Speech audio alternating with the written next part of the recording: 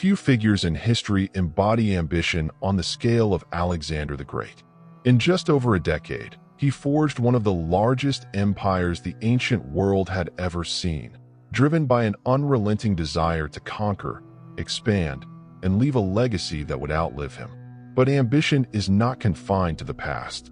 Today, we see echoes of Alexander's mindset in the world around us, in technology pioneers, political leaders, and entrepreneurs who push boundaries and reshape entire industries. Yet the question remains, is ambition a force for progress, or does it carry the same risks of overreach and downfall as it did in antiquity? In this video, we explore the extraordinary drive of Alexander the Great and ask what his story can teach us about ambition in the modern world. If you lived in the 4th century BC, your reality would have been dominated by an incontestable superpower, the Achaemenid Persian Empire. The Persians were not just warriors and chariots. They were the masters of engineering and globalization of that era. Their empire stretched from modern-day Turkey to the borders of India. They had the Royal Road, a postal system so fast it left everyone awestruck, and a cultural tolerance that kept millions of people from hundreds of different ethnicities under the same roof, as long as they paid their taxes to the King of Kings in Persepolis, of course. To the average citizen, the Persian Empire seemed eternal. It was the center of gravity of the known world. And alongside this giant was Greece. But Greece at this time was not the unified country you see on the map today. It was a patchwork of hundreds of independent city-states, the so-called polis. Athens, Sparta, Thebes, they all spent more time warring against each other than building the future. They shared the same language, the same gods, and the Olympic Games, but they cordially hated each other. To a Spartan, an Athenian was a dangerous rival. To an Athenian, the rest of the world was merely barbarian. And further north, on the periphery of this Greek world, lay Macedonia, a mountainous region viewed by the southern Greeks as a land of savages who could barely speak the language. No one, absolutely no one, predicted that this was where the storm would brew. Everything seemed unchangeable, until one man decided that the world was too small for two superpowers. But no one is born conquering the known world in their early 20s by mere chance. Behind history's greatest conqueror, there was a dysfunctional childhood, a brutal rivalry with his own father, and the most famous teacher of all time. Alexander was born in Macedonia, the son of King Philip II and Queen Olympias. And the atmosphere in which he grew up was intense, to say the least. His father, Philip, a formidable warrior who had transformed Macedonia into a military powerhouse. He was the living embodiment of discipline and tactics. His mother, Olympias, a mystical woman, tied to secret religious cults. She would whisper into young Alexander's ear that his true father was not Philip, but Zeus himself, the king of the gods, and that his destiny was absolute glory. Imagine the mind of a child growing up watching his biological father conquer Greece, while his mother tells him he is a demigod destined to surpass his father. Alexander grew up with an obsession to surpass his father's achievements and become the greatest warrior and conqueror in the world. And so it happened. For years, Alexander faced and defeated several Persian armies, conquering territory after territory, establishing himself as the most powerful man in the world. His ambition dragged the army into the mysterious jungles of India. There, he faced monsoons and yet another army. Alexander won, but crashed straight into the limit of human exhaustion. His men had marched 27,000 kilometers over 8 years. They were covered in scars and exhausted. On the banks of the Hyphasis River, the army did the unthinkable. They mutinied and refused to advance. For the first time, the invincible man was forced to retreat, not because of an enemy, but because his soldiers could no longer keep up with his infinite ambition. The empire reached its peak, but the end was just around the corner. The march back home was brutal. When Alexander reached Babylon, his once invincible body could no longer keep up with his mind. In June 323 BC, after a night of excess with his generals, the man who ruled the world fell ill with a severe fever. He was 32 years old. To this day, His death remains the greatest unsolved mystery of antiquity. Was it malaria? A typhoid fever virus? Absolute exhaustion? Or did his own generals, exhausted by his hallucinating ambition, poison him? The tragedy was not just the death of a young genius. It was what followed.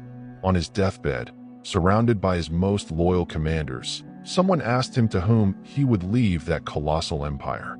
Barely audible, Alexander supposedly whispered just one phrase, "To the strongest." Those were the 3 deadliest words he ever uttered. There was no heir, no successor. As soon as he drew his last breath, the men who had conquered the world side by side began to slaughter each other.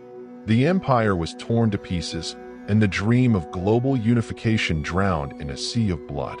Alexander wanted to be eternal like Achilles. And, just like the hero he idolized, he had a brilliant but relentlessly short life. Now, let's try to understand the mind of Alexander the Great and see how many of Alexander's psychological traits are similar to the traits of many people today. To understand Alexander, we have to stop looking at maps and start looking inside his head. What drives a man who, having the world at his feet, refuses to stop? Alexander was not just a strategist. He was a man consumed by 3 brutal internal forces. The first was his obsession with Homer's Iliad. He didn't read the book for entertainment. He used it as a life manual. His hero was Achilles, and Achilles had made a clear choice. He preferred a short life immortalized by glory to a long, peaceful, and forgotten one. Alexander adopted this maxim for himself. He repeated in his mind, "I do not want to live long. I want to be eternal." Today, in modern psychology, we would call this an extreme performance mindset or a pathological obsession with legacy. For him, time was always running out. The second force was how he constructed his own identity. Alexander only knew who he was if he was conquering.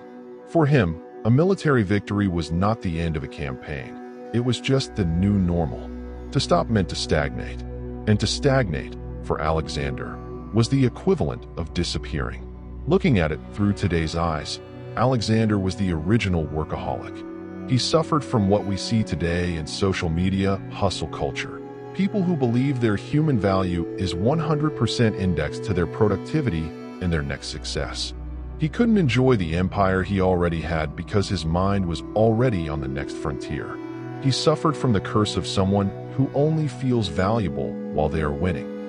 To this was added a giant shadow, his father, Philip of Macedon. Philip had created the army and unified Greece.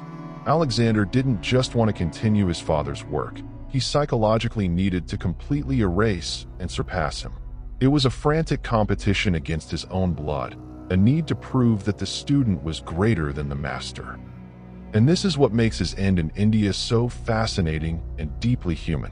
When his army mutinies on the banks of the Hyphasis River and refuses to advance, Alexander locks himself in his tent and cries with rage. Look closely at the irony. The man who defeated the greatest armies on earth, who survived arrows to the chest and blows to the head, was not defeated by a stronger enemy. He was defeated by reality. He was stopped by the physical and mental limits of ordinary men who, unlike him, just wanted to return to their families. For the first time in his life, his absolute will crashed into the wall of the impossible. The truth is that Alexander's psychology didn't remain buried in the sands of Babylon. It remains frighteningly relevant, alive in the DNA of our modern society.